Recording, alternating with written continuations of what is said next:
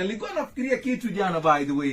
Ni kitu gani ambacho una miss ambacho hivi sasa tumekipoteza in terms of our cultural diversity? Tamani sana zile enzi tulikuwa msituni kule. Kwa naangalia there's a certain tribe in South Africa. Yes. Wao bado wanaishi msituni yani. Stress free. Sindio. No school fees, no power bills, no waking up to go to work. Yani wewe uko tu. Bwana. Unakula wild fruits pale. Hakuna wifi, hakuna YouTube. Nguo pia mimi sitamani. Nguo pia ni ma purchase tu. Hapana. I don't miss that. Bana. Guy, bila Instagram. Aje sasa bila TikTok. Stress free.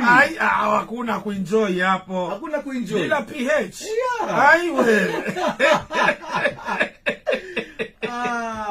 Hapana, hakuna maklabu ati nini. There's nothing. I don't like that. No, says in